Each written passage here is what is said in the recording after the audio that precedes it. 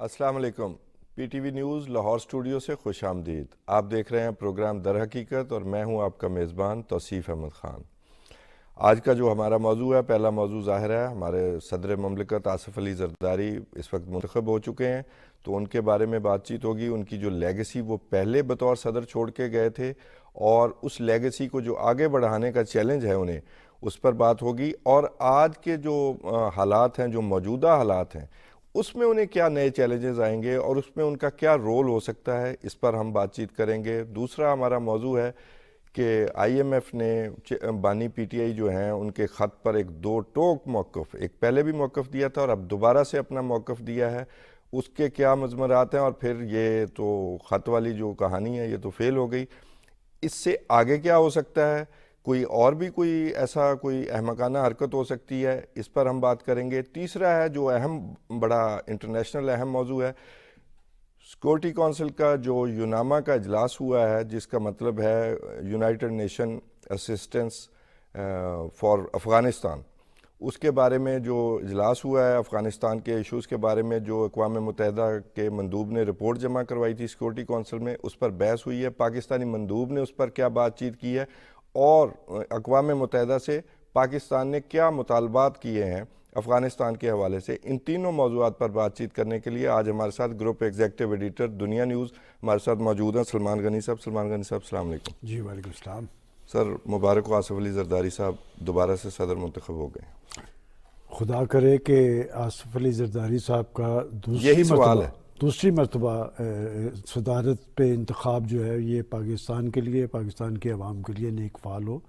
اور اچھی بات یہ ہے کہ اس وقت پاکستان کے ایوان صدر میں اور وزیر اعظم ہاؤس میں دو ایسی شخصیات ہیں، دونوں دوسری دفعہ منتخب ہوئی ہیں جی اور اگر یہ کہا جائے تو کوئی دو رائے نہیں کہ دونوں نے جس مشکل صورتحال کے اندر ان کا انتخاب ہوا ہے، ان کے اندر اس بات کا احساس بھی ہے۔ اور آپ نے اپنے ابتدائیے میں جو بات کی کہ آنے والے حالات کے اندر اور چیلنجز کیا ہیں، میرا خیال ہے مشکل صورتحال کے اندر انتخاب ہے، اور ایوان صدر میں آصف علی زرداری صاحب کا بیٹھنا میں سمجھتا ہوں کہ سیاسی مفاہمت کے حوالے سے نیک فال ضرور بنے گا، چونکہ آپ کو یاد ہوگا کہ 5 سال پہلے بھی یہ صدر رہے اور وہاں سے بیٹھ کے بھی وہ سیاسی مفاہمت کی بات کرتے رہے۔ اور گزشتہ چند ماہ میں جب پارٹی کے چیئرمین بلاول بھٹو زرداری صاحب اپنی مخالف پولیٹیکل لیڈرشپ کو ٹارگٹ کرتے تھے، تو میں اسی وقت سمجھتا تھا، چونکہ آصف زرداری صاحب نے بڑا محتاط طرز عمل اختیار کیا تھا، وہ کسی کو ٹارگٹ کرتے نظر نہیں آتے تھے، اور اسی لیے میں نے توصیف احمد خان صاحب کے لاسٹ پروگرام میں اسی وقت آپ کو مبارکباد دی تھی کہ آصف علی زرداری صاحب آپ کے نئے صدر ہوں گے اور شہباز شریف صاحب پرائم منسٹر، اور اس وقت کسی کے وہم و گمان میں بھی نہیں تھا جب آپ نے یہ خبر دی تھی۔ اچھا سلمان صاحب، یہ بھی تو بات ہے نا کہ پچھلی لیگیسی میں ان کا جو لیگیسی، اس میں 18ویں ترمیم آئی، خیبر پختونخوا کو جو شمال مغربی سرحدی صوبہ کہلاتا تھا وہ ان کے دور میں ہوا، یہ بھی ان کی سیاسی مفاہمت کا ہی معاملہ تھا کہ بھی ان کو اپنا نام ملا، شناخت ملی۔ تو اب وہ جو ان کی لیگیسی ہے، اب کون سے معاملات ہیں جن کو اب انہوں نے بطور صدر مملکت ڈیل کرنا ہے؟ بظاہر صدر مملکت جو ہیں وہ ان پر اس طرح کے بوجھ نہیں ہوا کرتے، لیکن وہ ایک سیاستدان ہیں اور وہ پہلے بھی اپنا رول ادا کرتے رہے ہیں، تو آپ کیا سمجھتے ہیں کہ اس وقت انہیں کیا چیلنج بھی ہوں گے خان صاحب اور کرنا کیا چاہتے ہیں؟ جس صورتحال کے اندر وہ ایوان صدر کے مکین بنے ہیں اور کچھ روز پہلے پرائم منسٹر کے منصب پر شہباز شریف صاحب کا انتخاب ہوا ہے، میں نے پہلے بھی یہ بات اس لیے کی ہے کہ ایک مشکل صورتحال ہے، خاص طور پہ معیشت کے حوالے سے، کہ پاکستان کی معیشت کوئی اچھی صورتحال میں نہیں ہے۔ یہی وجہ ہے کہ ابھی ہم نے آئی ایم ایف کے پاس نئے پروگرام کے لیے جانا ہے۔ آصف زرداری صاحب جب ایوان صدر کے اندر موجود ہوں گے تو جو چیز میں بطور جرنلسٹ فورسی کر رہا ہوں کہ وہ مفاہمت کی بات ہی کریں گے اور وہ پاکستان کو آگے لے جانے کی بات کریں گے، پاکستان کی معیشت کی بحالی۔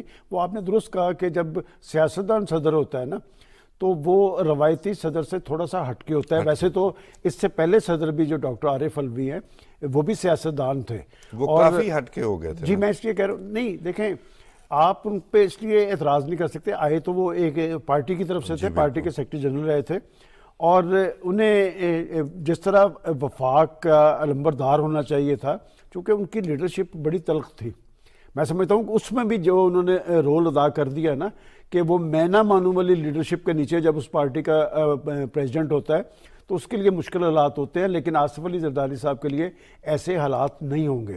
اور میں سمجھتا ہوں کہ یہ جو دونوں دفعہ ایک پرائم منسٹر دوسری دفعہ آیا ہے اور ایک پریزیڈنٹ دوسری دفعہ آ رہا ہے، یہ دونوں ایکسپیرینس مفاہمت پر یقین دونوں رکھنے والے مفاہمت کی لوگ بات ہیں، کرتے دونوں ہیں. اور کی شہباز شخصیت شریف صاحب ایسی کا ہے. بھی آپ دیکھ لیں کہ 16 ماہ کی حکومت حالات جس صورتحال کے اندر عدم اعتماد ہوئی، 13 جماعتی الائنس تھا.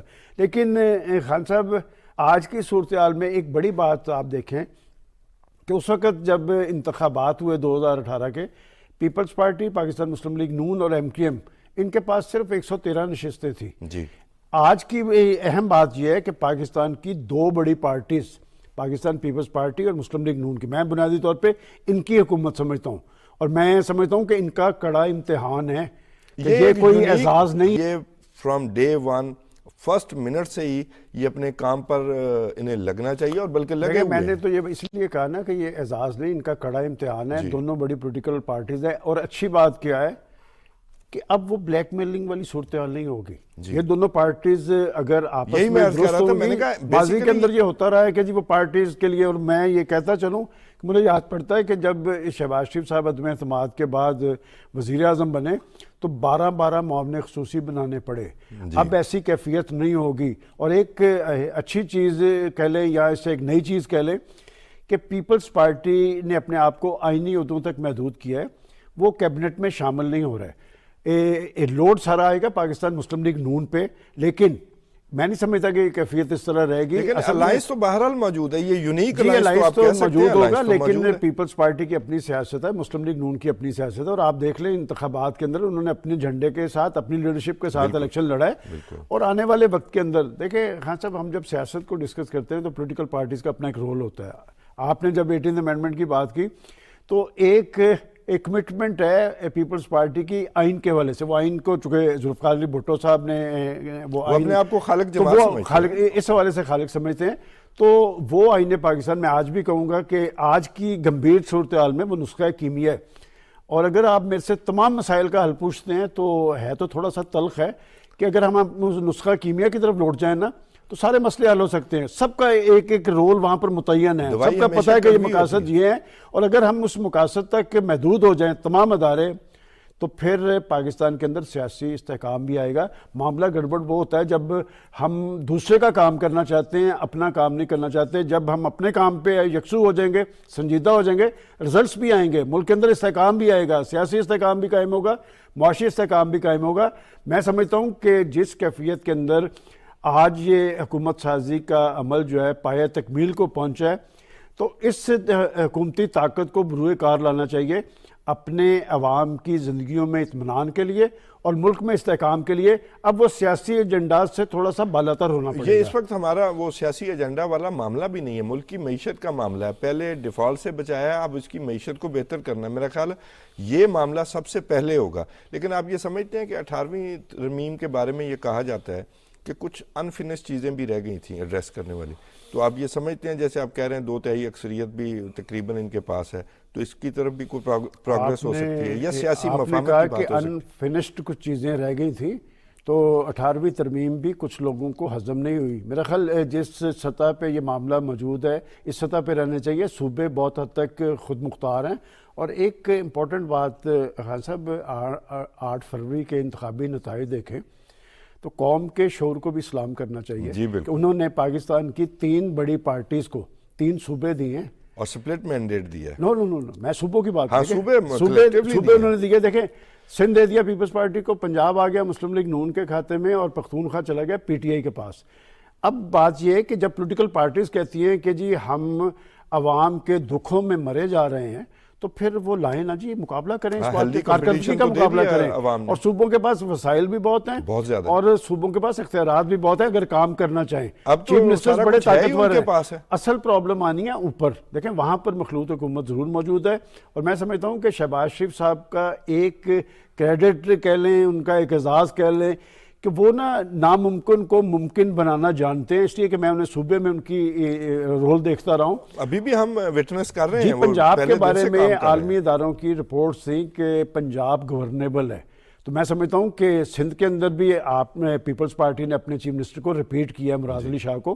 اس کا مطلب ہے انہوں نے اپنی کارکردگی وہاں پر دکھائی ہے. البتہ پختونخوا کے اندر جس شخص کا انتخاب کیا ہے یہ بڑا سگنیفیکنٹ ہے. اب پاکستان کی سیاست تناؤ ٹکراؤ محاذرہ الزام تراشی کی متمل نہیں ہوگی اور ایک قوم دیکھ رہی ہے کھلی آنکھوں سے. پاکستانی قوم بڑی باشعور ہے. جیسے میں نے کہا کہ 8 فروری کو انہوں نے جو فیصلہ دیا ان کا فیصلہ تو درست ہے کہ صوبوں میں وہ پارٹیز کو بااختیار کر رہے ہیں, مرکز میں مخلوط گورنمنٹ کو. اور خاص صاحب ایک چھوٹی سی بات دیکھیں, جب ہم جمہوریت یا جمہوری طرز عمل کی بات کرتے ہیں نا, ایک ہی دن کے میں آپ کو فیصلے بتا رہا ہوں کہ شہباز شریف صاحب نے لاہور میں پریس کانفرنس کی. انہوں نے کہا جی کہ اکثریتی پارٹی پی ٹی آئی ہے, وہ حکومت سازی کرے. لیکن آپ دوسری سائڈ سے دیکھیں کہ جیل سے ایک ٹویٹ آتا ہے کہ نہ پیپلز پارٹی سے بات ہوگی, نہ نون لیگ سے بات ہوگی, نہ ایم کیو ایم سے بات ہوگی.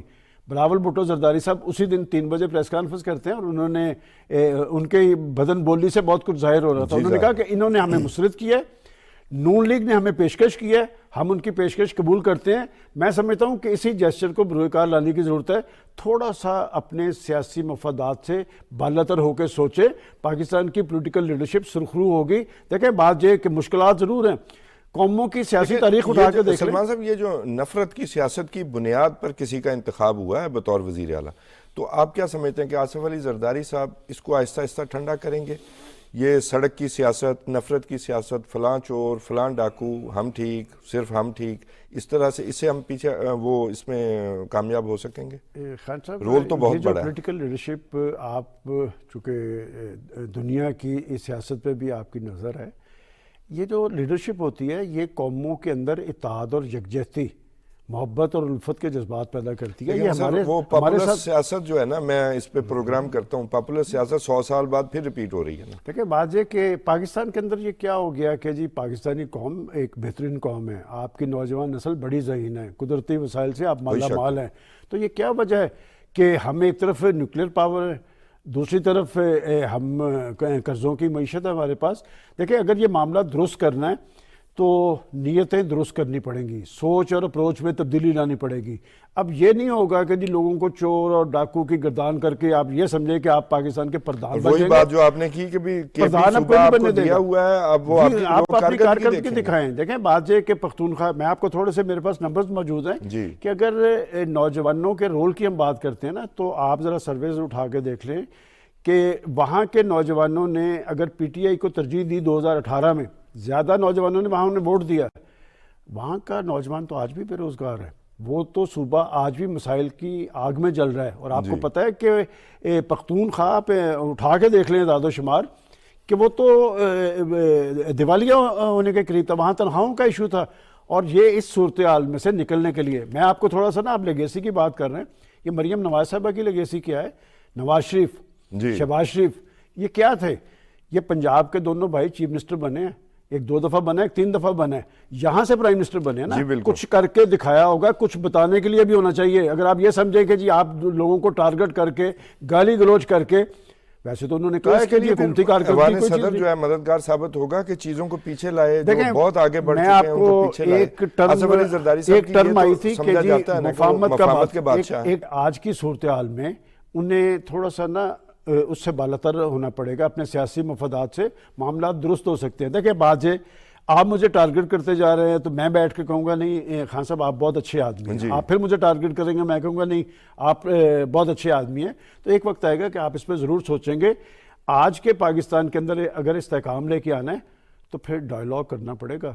یہ ڈائیلاگ سب کی ذمہ داری ہے. نہیں, اس میں سب کی نہیں, اس میں بنیادی ذمہ داری گورنمنٹ کی ہوتی ہے. اور شہباز شریف صاحب نے اچھی بات ہے, انہوں نے پہلے خطاب میں کہا قومی مفاہمت, کل پھر انہوں نے کشمیر میں کہا کہ سب مل بیٹھ کے فیصلہ کریں گے. میں سمجھتا ہوں یہ گیند انہی کی کورٹ میں ہے کہ اگر وہ قومی مفاہمت کی بات کر رہے ہیں تو پھر قومی مفاہمت کے لیے قدم پہلے حکومت کو بڑھانا ہوتا ہے.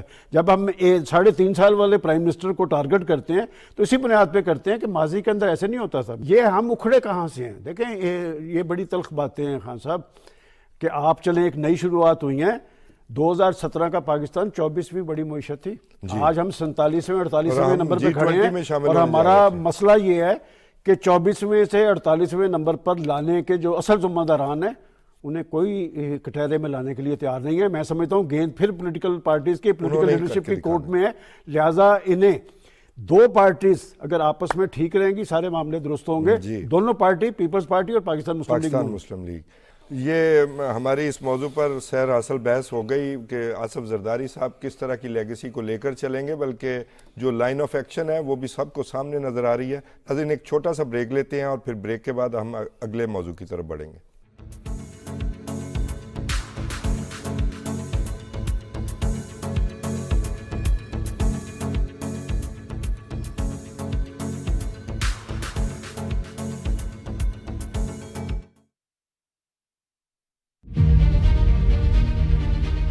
مہنگائی کے خلاف وزیر اعظم کا بڑا اقدام. 7.5 ارب پر مشتمل رمضان پیکج کا اعلان. 3 کروڑ 96 لاکھ سے زائد خاندانوں کو سستے داموں اشیاء خوردونوش کی فراہمی. بے نظیر انکم سپورٹ پروگرام کے تحت رجسٹرڈ 88% خاندانوں کو آٹا، چاول، دالیں، گھی، خوردنی تیل، چینی اور دودھ سمیت 19 اشیاء خوردونوش کی بازار سے برعایت فراہمی. آٹے کے 20 کلو تھیلے پر 77 روپے فی کلو اور گھی پر 70 روپے فی کلو سبسڈی. ملک بھر کے 4775 یوٹیلٹی سٹورز کے ذریعے وزیر اعظم ریلیف پیکج کی فراہمی. وزیر اعظم کا بے نظیر انکم سپورٹ کے تحت 10,500 روپے کی سہمائی قسط مستحق افراد میں تقسیم کرنے کی ہدایت، جبکہ بلوچستان کے مستحق افراد میں اضافی 2,000 روپے فی خاندان فراہمی.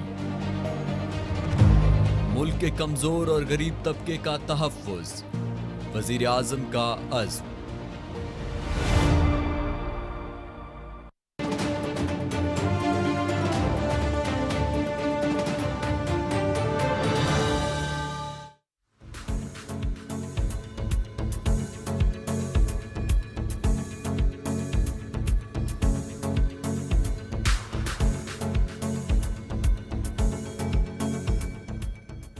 خوش آمدید ناظرین.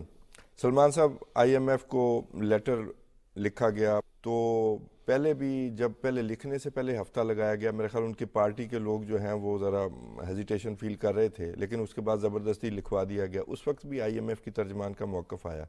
اب تو بالکل ہی دو ٹوک موقف آ گیا ہے کہ جی ہم حکومتوں سے ڈیل کرتے ہیں اور ہم دیکھ رہے ہیں کہ بھی جیسے ہی ان کی شہباز شریف صاحب کی گورنمنٹ آئے تو ہم ان کے ساتھ جو ہے وہ جو نیکسٹ فیز ہے اس پر بات چیت کریں. کیا دیکھتے ہیں کہ یہ کیا ہے مکانہ ہے؟ صاحب یہ دراصل فس کریٹ کرنے والی بات ہے کہ وہ بدلہ تو مخالفین سے لینا چاہتے ہیں، لیکن وہ بدلہ مخالفین سے نہیں ہے، وہ بدلہ ریاست سے ہے. دنیا بھر میں پاکستان کی جاگنسائی کرانا مقصود ہے.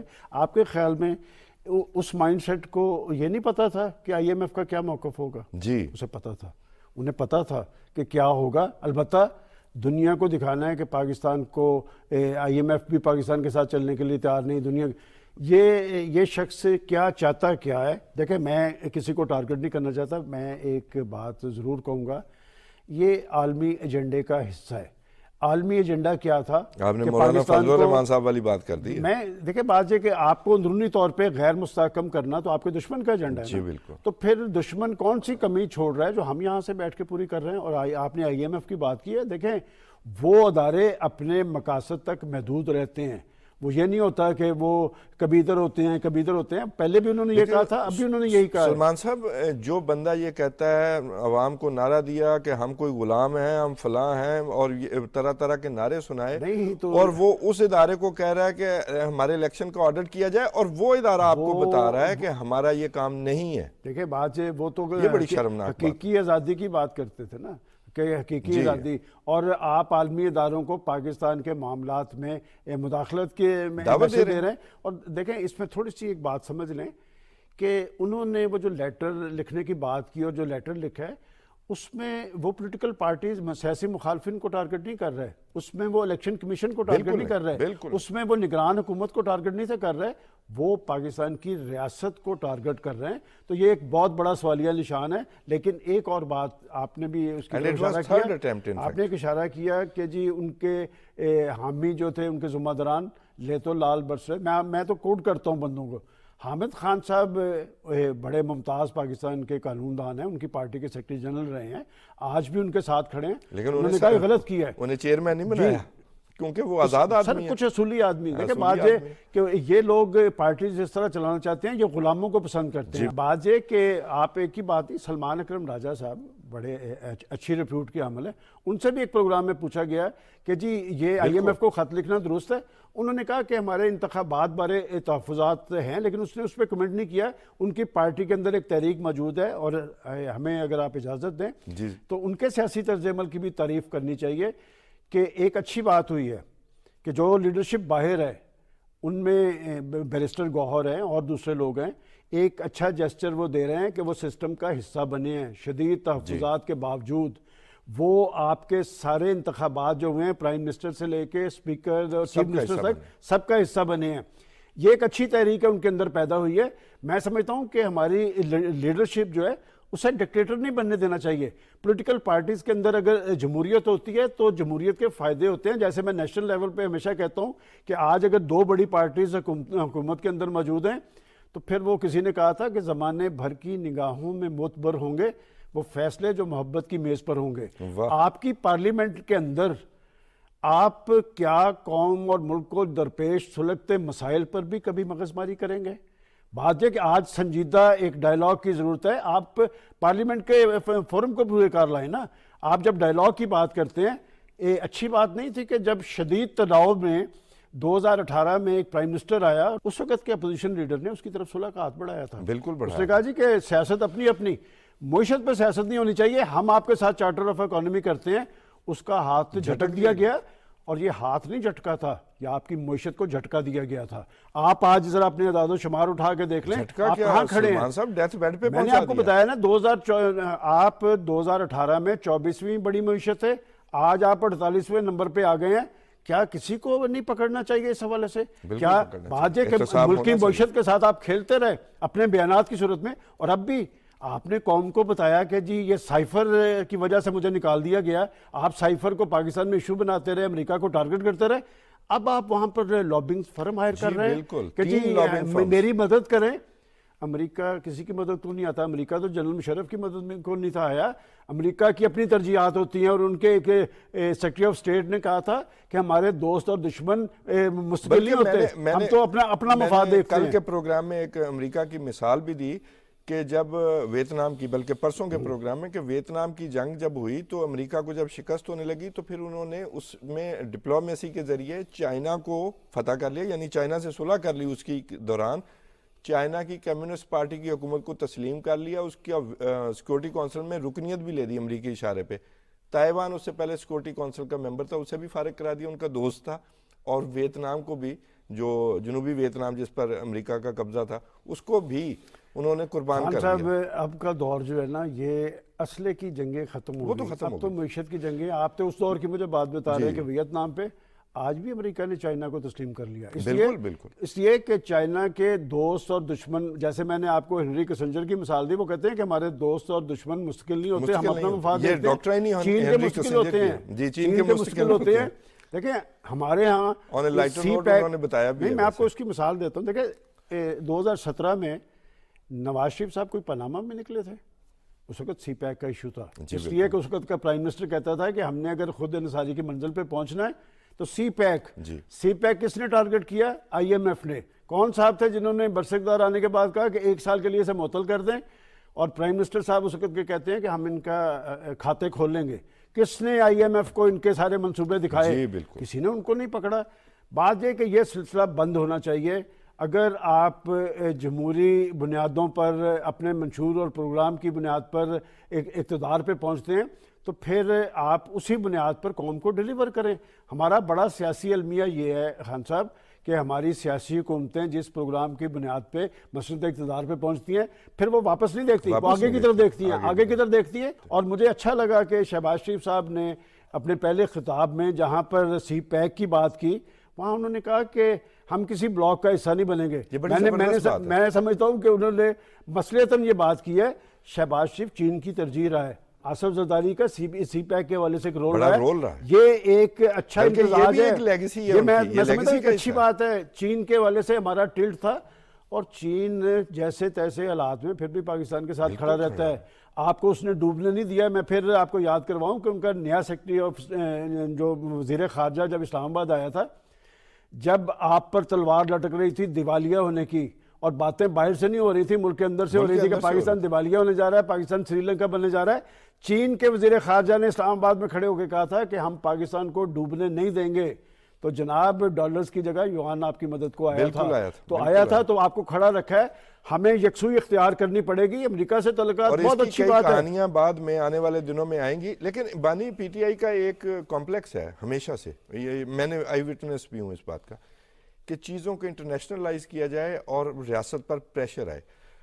دیکھیں وہ لیکن اٹیمپٹ ناکام ہو گئی, آئی ایم ایف نے منہ توڑ ہی جواب دے دیا. لیکن اس کے ساتھ ساتھ جو انٹرنیشنلی آپ نے دیکھا, امریکہ نے نئی حکومت کا خیر مقدم کیا, چین نے فوری طور پر شہباز شریف صاحب کے ووٹ لیتے ہی, حلف لیتے ہی فوری طور پر سب سے پہلے پریزیڈنٹ شی کا اور ان کے پرائم منسٹر کا آیا, اسی طرح ٹرکی کا اور اسی طرح سعودیہ کا, یو اے ای کا, کہ ان کے پیغامات آئے کہ ہم نئی حکومت کے ساتھ شہباز شریف صاحب کے ساتھ کام کرنے کے لیے تیار ہیں. تو یہ بھی تو ایک میسیجنگ ہے. آپ نے جو یہ بات کہی ہے نا انٹرنیشنل پالیٹکس کے حوالے سے, وہ پاکستان کے ریاستی اداروں کو دباؤ میں لانا چاہتے ہیں. آپ نے یہ کہا یہ 9 مئی کا واقعہ کیا تھا, بالکل ایسے یہ کیا مائنڈ سیٹ تھا ان کا؟ خیال تھا کہ ریاست اتنی کمزور ہے, خیال ان کا یہی تھا. ویسے نہیں, بات یہ کہ وہ ایکسپیکٹ نہیں کر رہے تھے. میں آپ کو بڑی کلیئر بات بتاؤں, کوئی ایکسپیکٹ کر رہا تھا پاکستان کے اندر؟ آپ انڈیا سے یہ ایکسپیکٹ, میں تو نہیں کرتا کہ وہ دن دہاڑے, انہوں نے یہ بالا کوٹ میں رات کو 3 سال پہلے 4 سال پہلے ایک شرارت کی تھی. کیا ہوا تھا 24 گھنٹے کے اندر آپ کی ایئر فورس نے ایسی جگہ سے مارا کہ دونوں طیارے انہی کی سرزمین پہ پھینکے. اور میں آپ کو ریکارڈ کی بات بتا رہا ہوں, جنہوں نے طیارے بنائے تھے ان کی ریزرویشن میں نے پڑھی ہے, وہ انہوں نے کہا ہم بڑے امبیرس ہوئے ہیں کہ ہم نے جن کو طیارے دیے تھے وہ اس کیفیت میں تھے. ان کو ایک میسج ہو گیا. لیکن 9 مئی کا واقعہ اس لیے ہم نہیں کر سکتے کہ آپ ایکسپیکٹ نہیں کر رہے تھے کہ ایک پولیٹیکل پارٹیز کے لوگ, اور آپ دیکھیں وہ کیا کہتے ہیں, او جی ہمیں ٹریپ کیا گیا. جناب آپ کو کس نے ٹریپ کیا, آپ بتائیں نا. نہیں وہ ایک ٹائم میں 4 دیتے ہیں. خان صاحب ہم لوگ چونکہ سیاسی جماعتوں کو کور کرتے رہے ہیں 30-40 سال سے, میں کسی پولیٹیکل فورس کے خلاف نہیں, ہر سیاسی کارکن محب وطن ہوتا ہے. لیکن بات یہ کہ یہ 9 مئی کا واقعہ جب تک آپ اس کے معاملات نہیں کھولیں گے, دیکھیں اگر کوئی بے قصور لوگ موجود ہیں ان کو آپ کو چھوڑنا چاہیے. جو لوگ مائنڈ سیٹ ہے, جو لوگ ذمہ داران ہیں, ان کو ضرور آپ قانون کے شکنجے میں لائیں, تاکہ مستقبل میں ایسے کسی واقعے کا احتمال نہیں ہونا چاہیے. پاکستانی قوم, یہ فوج جو ہے نا, یہ فوجیں تب فتح یاب ہوتی ہیں جب قوم ان کے پیچھے کھڑی ہو. یہ ڈسٹرب کرنے کی کوشش کی گئی ہے. یہ جو دہشت گردی کی جنگ ہے نا کہ جی یہ اس کے پیچھے سے عوام یہ جو دہشت گردی کی جنگ ہے, آپ نے کبھی نوٹ کیا ہے کہ آپ کے ریاستی اداروں کو کیوں ٹارگٹ کیا جاتا ہے؟ اس کا مطلب ذرا دشمن کو مائنڈ سیٹ کو پڑھے ہوئے پتہ ہے کہ جب تک پاکستان کی فوج کمزور نہیں ہوگی, یہ ملک غیر مستحکم نہیں ہوگا. اور یہ کریڈٹ ہماری فوج کا ہے کہ اس نے قربانیوں کی تاریخ رقم کی ہے. یہ دہشت گردی کی جنگ ہماری نہیں تھی, یہ امریکنوں کی تھی, اور وہ افغانستان سے شکست کھا کے گیا ہے. اور بات یہ کہ ہمارا جوان جو ہے, میں تو بارڈرز پہ جاتا ہوں, میں ان کے چہرے پڑھتا ہوں, اور وہ چہروں پہ لکھا ہوتا ہے کہ سو جاؤ عزیزوں کہ فصیلوں پہ ہر ایک سمت ہم لوگ ابھی زندہ و بیدار کھڑے ہیں. تو بات یہ کہ ایک طرف یہ جذبہ موجود ہے اور دوسری طرف آپ دشمن کو پاکستان کی جگ ہنسائی کا موقع دے رہے ہیں. میں آپ کو ایک لیگ کی بات بتاتا ہوں جس پہ وہ اپنی پارٹی کے سیکرٹری جنرل کو کہتے ہیں پاکستان کے اندر امریکہ کے خلاف فضا بنا کے مقبولیت جمع کرنی تھی. اب ناک رگڑتی پھر رہی ہیں ان کی وہ لابنگ فرمیں. تو وہ اپنی آڈیو میں کہتے ہیں اپنے سیکرٹری جنرل کو, امریکہ کا نام نہیں لینا, ہم نے اس پہ کھیلنا ہے. جناب آپ نے کس سے کھیلنا ہے؟ پاکستان سے, پاکستان کے اداروں سے, پاکستان کے سسٹم سے. آپ کو یہاں پر کوئی کھیل کھیلنے کی اجازت نہیں دے گا. میں آج بھی سمجھتا ہوں کہ پاکستان کو آپ نے آگے لے کے جانا ہے تو پاکستانیت کا جذبہ بروئے کار لانا پڑے گا.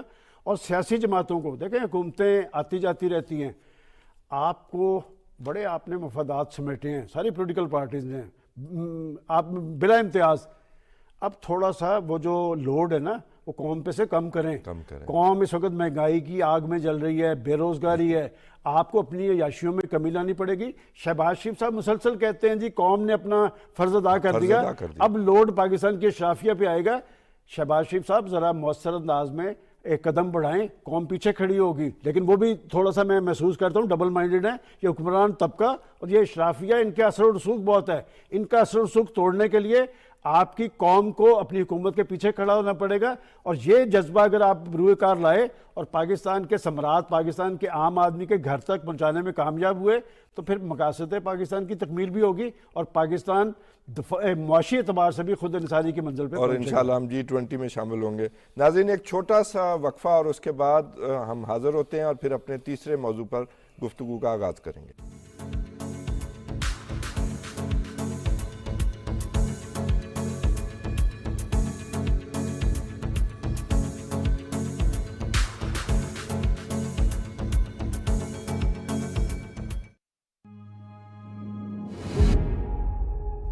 جمہوری نظم میں حقائق سیاسی ہوں یا معاشی.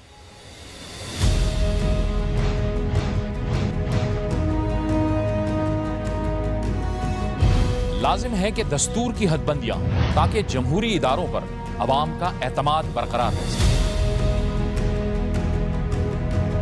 ملک کو درپیش چیلنجز سے نمٹنے کے لیے قومی وحدت ضروری ہے.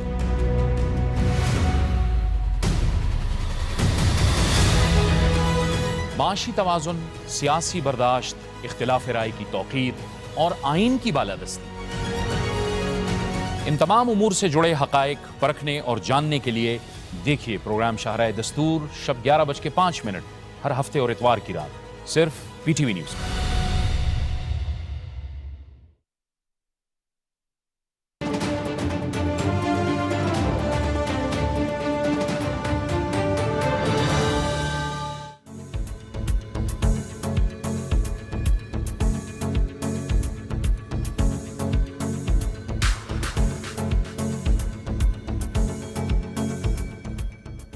خوش آمدید ناظرین. سلمان صاحب، یوناما ایک یونائٹڈ نیشن کی سیکورٹی کونسل کا ایک سب کمیٹی ہے، یونائٹڈ نیشنز اسسٹنس مشن ان افغانستان. ان کا اجلاس ہوا ہے، ان کی نمائندہ نے وہاں پر اپنی رپورٹ پیش کی ہے. آپ کو یہ بتاتا چلوں کہ 1 مہینہ پہلے رپورٹ پیش کی تھی ان کے مندوب نے، اقوام متحدہ کے مندوب نے سیکورٹی کونسل میں جمع کروائی تھی کہ اس میں 2-3 بڑی باتیں تھیں جس میں ہمارا انٹرسٹ ہے. ویسے تو وہ لمبی تھی. پہلی بات تو یہ کہ افغانستان میں دہشت گرد گروپ جو ہیں وہ دوبارہ سے آرگنائز ہو رہے ہیں، اور خاص طور پر TTP کے حوالے سے انہوں نے لکھا تھا کہ TTP جو ہے اس کی مدد کی جا رہی ہے، اور اس کا صاف الزام انہوں نے افغان حکومت پہ لگایا تھا کہ ان کے لوگ جو ہیں ان کی مدد کرتے ہیں. اور تیسرا یہ تھا کہ TTP اور القاعدہ کا نیکسس بن رہا ہے اور القاعدہ بھی منظم ہو رہی ہے. اب وہ اجلاس ہوا تو اس میں پاکستانی مندوب منیر اکرم صاحب بھی شامل تھے، چائنا بھی تھا، رشیا بھی تھا، ایون انڈیا بھی تھا، اور باقی ممالک بھی تھے.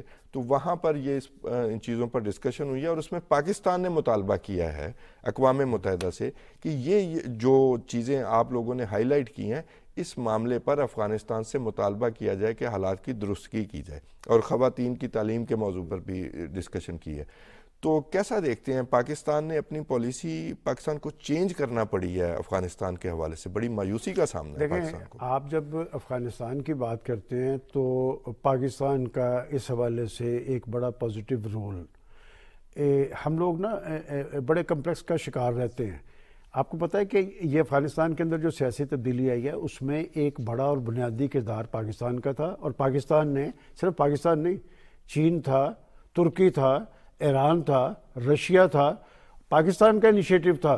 پاکستان کی خارجہ آفس کا کہ جناب اب اس خطے کے فیصلے یہاں ہونے چاہیے، اور پاکستان نے انیشیٹو لیا. مری مذاکرات ہوئے، دوحہ کے اندر مذاکرات ہوئے، اور ایک لائن ڈرا کی گئی، اور طالبان انتظامیہ نے خود بھی کہا ان کے پریشر پہ کہ ہمارا کسی قسم کی دہشت گردی میں کوئی رول نہیں ہوگا، ہم اس خطے میں افغان سرزمین کو استعمال نہیں ہونے دیں گے. اب آ جائیں کہ یہ صورتحال آپ نے کہا کہ پاکستان نے چینج کیوں کی. دیکھیں بات یہ کہ وہاں طالبان انتظامیہ، حامد کرزئی اور اشرف غنی کے درمیان ایک فرق ہونا چاہیے تھا. ماضی کے اندر نہیں بلکہ اب بھی افغان سرزمین پاکستان کے خلاف استعمال ہوتی ہے، اور افغان سرزمین صرف افغان نہیں کرتے، 60% بڑھ گئے ہیں انڈیا ہے. اس لیے وہاں پر ایک نیکسس ہے NDS کا اور را کا. یہ بڑا پرانا چلتا آ رہا ہے، اس لیے کہ آپ کی را نے ان کو وہاں پر ٹرینڈ کیا ہے. وہ لوگ وہاں پر ان کی فورسز اور کے مزے اندر کی بات موجود یہ ہیں. ہے کہ انڈیا نے اپنے لیے دہشت گردی کے حوالے سے اور موقف لیتا ہے, وہاں پر کچھ اور موقف سر لیا. انڈیا کا دیکھیں مسئلہ یہ نریندر مودی سے نہیں آپ کو سمجھ آتی. جو شخص خود انتہا پسند ہو, جو شدت پسند ہو, جی. شائننگ انڈیا کے نام پر برس اقتدار آنے والا, اس نے اپنے اقلیتوں کا جینا دوبر کیا ہوا ہے. مقبوضہ کشمیر سے زیادہ دنیا بھر میں کئی انسانی حقوق کی خلاف ورزیاں ہوتی ہیں, لیکن آپ افغانستان کی بات کر رہے ہیں, ہم بڑے ٹچی ہیں اس لیے کہ پاکستان کی ساری حکومتوں کا موقف رہا کہ افغانستان میں امن آنا چاہیے. بھائی آپ کے امن کے لیے ہم آج آپ بھی کے ٹچی امن ہیں. کی قیمت تو ہم نے دی. بلکہ جو ان کی تقریر ہے ان کا پہلا پارٹ جو ہے, ایک تو یہ کہ ہیومینیٹیرین جو اسسٹنس ہے افغانستان میں اس کو بند نہیں ہونا چاہیے. ایون پاکستان نے یہ بھی کہا ہے کہ جو افغانستان کے, میں تو اسے سو کالڈ اثاثے جو ایسٹس ہیں وہ جو امریکہ نے منجمد کیے ہوئے ہیں, یہ بھی کہا ہے پاکستانی مندوب نے کہ انہیں جو ہے نا واگزار کرنا چاہیے. پھر یہ ہے کہ بینکنگ سسٹم جو ہے وہاں پر ضرور ہونا چاہیے, بینکنگ سسٹم نہ ہونے کے برابر ہے. پھر دوسرا جو پارٹ ہے وہ ٹیررزم کا پارٹ ہے کہ دنیا دیکھے یہ صرف ہمارے لیے مسئلہ نہیں ہے. ٹیررزم جو ہے, اگر آپ کا مندوب یہ کہہ رہا ہے, آپ کا نمائندہ کہہ رہا ہے کہ وہاں پر ٹی ٹی پی اور القاعدہ کا نیکسس بن رہا ہے, تو پھر یہ صرف پاکستان کے لیے خطرہ نہیں ہے, یہ بین الاقوامی برادری کے لیے خطرہ ہے. دیکھیں خان صاحب بڑا تو جائز مطالبہ نہیں ہے؟ نہیں دیکھیں یہ بات درست ہے. میں اس لیے کہہ رہا ہوں کہ آپ ابھی جو چیزیں بتا رہے ہیں, پاکستان نے تو قیمت ادا کی ہے. پاکستان نے اس دہشت گردی کی جنگ میں ہمارے 60-70 ہزار لوگ شہید ہوئے ہیں, ہمارا انفراسٹرکچر تباہ ہوا ہے. ہم تو افغانستان میں امن چاہ. آپ کو یاد ہے جب ٹرمپ صاحب آئے تھے تو ایک ان کی قومی سلامتی کی پالیسی کی پریس کانفرنس مجھے یاد ہے, ایک افغانستان, دونوں میں وہ ٹارگٹ کس کو کر رہے تھے, پاکستان کو. لیکن پاکستان نے اپنا موقف بنوایا. موقف کیا تھا پاکستان کا شروع سے کہ افغانستان کے مسئلے کا سیاسی حل. بھائی دنیا کی سپر پاور 52 ممالک کے ساتھ کیا وہاں پر آپ نے اپنا تسلط قائم کر لیا, آپ کو پتھر چاٹ کے جانا پڑا. لیکن آج جو طالبان انتظامیہ ہے اس کے لیے چیلنج ہے. آپ پاکستان کی قربانیوں کو فراموش کرتے ہوئے اگر ٹی ٹی پی کو یا کسی اور دہشت گرد تنظیم کو یا ان کے گروہ کو تھپکی دیتے ہیں تو آپ پاکستان سے بے وفائی کے مرتکب ہو رہے ہیں. پھر چیلنج ہے یا کنائیونس ہے؟ دیکھیں میں سمجھتا ہوں کہ یہ معاملہ طالبان پہ پریشر ہے. طالبان اگر وہاں پر آئے ہیں تو آپ نے درست کہا کہ انہوں نے, پاکستان نے تو یہ کہا کہ جی آج اگر پاکستان یہ سپلائی بند کر دے اشیاء ضروریات کی, کتنی دیر تک رہیں گے؟ دیکھیں اپنی اپنی فطرت ہوتی ہے. ہم دوسرے گروپس کے ساتھ پاکستان نے اپنی انسانیت کا ثبوت دیا ہے. آپ کو گندم, چینی, چائے, اب تو کھاد تک وہاں جا رہی ہے. پاکستان کے بغیر تو آپ سروائیو نہیں کر سکتے. ٹریڈ کے نام پر ابیوز ہوا ہے. یہ چیز برداشت نہیں ہوگی, یہ چیز برداشت نہیں ہوگی کہ وہاں پر ٹی ٹی پی اور وہاں پر دہشت گرد تنظیمیں, ان کو اگر آپ تھپکی دیتے محسوس ہوں گے تو پھر آپ کے ساتھ اچھا سلوک نہیں ہونا چاہیے. اور بات یہ کہ میں اسی لیے کہہ رہا ہوں کہ اگر اشرف غنی اور حامد کرزئی کی حکومت کے بارے میں ہمارے تحفظات تھے, بھائی آپ کے آنے سے کیا فرق پڑ گیا؟ بات آگے بڑھ گئی سر. سلمان صاحب 3 بڑے مطالبات کیے ہیں. ایک یہ کہ یہ جو ایڈوانس ملٹری ایکوپمنٹ ہے ٹی ٹی پی کو کون دے رہا ہے؟ انڈیا. یہ امریکن وہاں پر اسلحہ موجود جو اسلحہ چھوڑ کے گیا ہے اپنی, وہ اب تو لوگ کہتے ہیں جی شاید یہ امریکہ کی پراکسی ہیں, تو انہوں نے کہا جی اس کی تحقیقات کی جائے, یہ ٹی ٹی پی کو کیسے مل رہا ہے. دوسرا سر کہ 50,000 سولجر ہیں ہمارے اندازے کے مطابق, ہمارے مندوب کے مطابق, جو ٹی ٹی پی کے جو دہشت گرد ہیں 50,000 بھرتے, ان کو تنخواہیں کون دے رہا ہے؟ انہوں نے کہا جی آپ کے نمائندے نے اپنی رپورٹ میں لکھا ہے. تیسرا یہ کہ جو ٹی ٹی پی کا تعلق ہے اے کیو کے ساتھ, یعنی القاعدہ کے ساتھ, ان تینوں چیزوں پر نظر رکھی جائے, اس سے پاکستان کی سلامتی کو خطرہ ہے. دیکھیں یہ اور چوتھا مطالبہ جو بڑھا کہ اسپیشل انوائے جو ہے وہ افغانستان کے لیے مقرر کیا جائے, جو ان چیزوں کو مانیٹر کرے, جس پر افغان حکومت نے احتجاج کیا ہے. ویسے بائی دی وے یہ طالبان حکومت کا نمائندہ وہاں موجود نہیں تھا, جو پچھلی حکومت کا نمائندہ وہاں موجود تھا. آپ نے جو مطالبات کیے ہیں یہ براہ راست ان سے منسلک ہے. میں اس لیے کہہ رہا ہوں آپ ان کے بیانات اٹھا کے دیکھ لیں, عبداللہ کے اور باقی کہ جی ہماری سرزمین دہشت گردی کے لیے استعمال نہیں ہوگی, ہم خواتین کی تعلیم کا بندوبست کریں گے, ہمارا اپنا ایک معاشی سسٹم موجود ہے. دیکھیں خان صاحب میں کوئی اس میں جذباتیت کا شکار نہیں ہونا چاہتا. انہوں نے اپنے معاملات تو وہ درست کرتے نظر آ رہے ہیں, جی بالکل, ان کی معیشت بھی لیکن یہ نہیں ہوگا کہ آپ کے اپنے معاملات درست ہوں اور آپ خطے کے اندر یا پاکستان کے لیے پرابلمز پیدا کریں, یہ برداشت نہیں ہوگا. اور جب یہ سارے معاملات کا آپ ذکر کرتے ہیں تو میں میرا آپ سے یہ کویسچن کرنا چاہتا ہوں کہ وہاں تو معاملات اگر ان کے ٹھیک ہو رہے ہیں طالبان کے, ہمارے لیے پرابلم, ہمارے لیے ایک مائنڈ سیٹ ہے, یہ بھی ایک نیکسس ہے کہ پاکستان کو معاشی طور پہ نہ بحال ہونے دینا, نہ آگے دینے. اور اس میں سی پیک ہضم نہیں ہوا, اور سی پیک کے حوالے سے میں آپ کو ایک چیز بتا دوں, دیکھیں بات یہ کہ آج کے پرائم منسٹر بڑے یکسو تھے, بڑے سنجیدہ تھے. اب میں محسوس کرتا ہوں کہ اب ہم اس طرح اس میں اگریسو نہیں ہیں, اور انہوں نے تقریر میں تو کہا ہے کہ جی اس پہ اس کی اسپرٹ کے مطابق عمل درآمد ہوگا. خان صاحب کھلی بات ہے اور سیدھی بات ہے. اب آپ کو معاشی حوالے سے آخری چانس ہے, ہم نے آگے اگر بڑھنا ہے تو ہم نے معاشی حوالے سے, دیکھیں اصل چیز ہی ہے کوئی کمپرومائز نہیں ہونا چاہیے کسی شخص کو. یہ اچھی پالیسی تھی نگران حکومت کی. بات یہ کہ افغان پاکستان کو ایسے ہی سمجھتے تھے کہ جیسے مرضی آئیں گے, کوئی ٹیکس نہیں دیں گے, کوئی ہمیں پوچھنے والا نہیں ہوگا. یہ کام حکومتوں اور اس کے فوائد ہوئے ہیں, اس کا ہمیں فائدہ ہوا ہے سر. نہ وہ ٹیکس دینے کے لیے تیار تھے, یہاں پر تو وہ دندراتے پھر رہے تھے. اور بات یہ کہ کیا سعودی عرب میں کسی پاکستانی کو اجازت ہے کہ وہ اس طرح دندراتا پھرے بغیر کسی اجازت کے؟ میں سمجھتا ہوں کہ فیصلے اب ریاست کے مفاد میں اٹھانے ہوں گے. طالبان اگر تو درست بیہیویئر اختیار کرتے ہیں اور اپنی سرزمین کو دہشت گردی سے پاک رکھتے ہیں تو آپ ہر طرح انہیں فیسیلیٹیٹ کریں. لیکن اگر پاکستان سے سارا اناج اور سب کچھ لے کے آپ یہ سمجھیں کہ آپ پاکستان کے اندر دہشت گردی اور دہشت گردی کے ڈانڈے آپ کی سرزمین سے ملیں گے تو پھر پاکستان کو فیصلہ کرنا پڑے گا. بعد یہ فیصلہ کسی کے پریشر میں نہیں ہونا چاہیے, یہ پاکستان کے مفاد میں ہونا چاہیے. امریکہ نے اپنی جنگ کو پاکستان پر مسلط کیا, ہمارا بڑا نقصان ہوا ہے. ہمیں اب امریکہ کی طرف دیکھنے کے بجائے اپنے مفادات دیکھنے چاہیے اور اپنا کاندھا فراہم نہیں کرنا چاہیے. بات یہ کہ امریکہ کی پالیسی بڑی کلیئر ہے, وہ کہتے ہیں کہ ہمارا دوست اور دشمن ہمارے مفاد کے تحت ہے. چین آپ کے ساتھ کھڑا ہوا ہے, تو میں سمجھتا ہوں کہ اس حوالے سے بھی سنجیدگی اختیار, میں نہیں سمجھتا کہ چین کے لیے سب کچھ آپ کھول دیں, لیکن چین مشکل وقت میں آپ کا ساتھی ہے. اور ایک چینی پرائم منسٹر نے آپ کی پارلیمنٹ میں خطاب کرتے ہوئے بڑا اچھا فکرہ استعمال کیا تھا. انہوں نے کہا تھا کہ دور کے رشتہ دار سے قریب کا ہمسایہ بہتر ہے, اس لیے کہ وہ آپ کے ساتھ کام آتا ہے, اور جو وقت پہ کام آنے والا دوست ہوتا ہے اس دوست کی قدر و قیمت کرنی چاہیے, اس کا احترام بھی کرنا چاہیے. جی تو پھر آپ یہ سمجھتے ہیں کہ بھی ہمیں شولڈر جو ہے, جو ہمارا شولڈر جو ہے وہ اب ہم استعمال ہونے کا موقع نہیں دیں گے, اور یہ جو افغان ٹرانزٹ ٹریڈ کا جو ابیوز ہوا ہے, اپنی سرزمین کو ان آرڈر کرنا ہے ہر قیمت پہ. ہمارے فوجی جوان ہمارے بیٹے ہیں, ہمارے بھائی ہیں, ان کی بات یہ کہ شہداء کی لاشیں اٹھانا کوئی مذاق نہیں ہے. تو بات یہ کہ ہم نے ایک قربانیوں کی تاریخ رقم کی ہے, بہت سمجھا کے بھی دیکھ لیا. نہیں دیکھیں, ہم نے جب ایک فیصلہ اسٹیٹ نے کر لیا نا کہ ہم نے اپنا ہاؤس ان آرڈر کرنا ہے, جو بھی اس پہ اثر انداز ہوگا اس کے خلاف ریاست کی طاقت کو بروئے کار لانا چاہیے, پاکستان کے اندر ہو یا پاکستان کے باہر. اور یہ جو پچھلے دور میں ابھی 5-6 ماہ میں جو اقدامات لیے گئے اس کے فائدے بھی ہمیں نظر آئے. میں آپ کو اور وہ جو آپ نے لفظ استعمال کیا نا کہ پریشر آیا افغان حکومت پہ, تو وہ آنا چاہیے تھا. آپ کے پروگرام کی وساطت سے خطرے کی نشاندہی کرنا چاہتا ہوں, اور خدا کرے یہ غلط ہو. یہ پختونخوا کے اندر جو تجربہ ہونے جا رہا ہے, یہ دیکھیں اگر تو سیاسی بیہیویئر وہ اختیار کرتے ہیں تو اسلام آباد کو بھی ان کے ساتھ تعاون کرنا چاہیے. مجھے کچھ وہاں پر اور خطرات نظر آ رہے ہیں. بات یہ کہ ہمارے ریاست اور ریاستی اداروں کو پختونخوا اور اس کے ساتھ بارڈرز کے معاملے پہ الرٹ رہنا پڑے گا. جی بالکل یہ صحیح اشارہ دے رہے ہیں کہ یہ معاملات, یہ ڈانڈے کہیں اور بھی ملتے جلتے ہیں. ناظرین, یہ جو ہمارا تیسرا موضوع تھا یہ بڑا اہم موضوع ہے, ہمارا قومی سلامتی کا موضوع ہے, اور میرا خیال ہے کہ بھی جیسے سلمان غنی صاحب نے بھی کہا اور ہمارے مندوب منیر اکرم صاحب نے بھی جو باتیں کی اس کو انڈورس کیا. امید ہے ہم انہی فیصلوں پر قائم رہیں گے اور اپنی ریاست کو ان تمام خطرات سے بچا کر چلیں گے.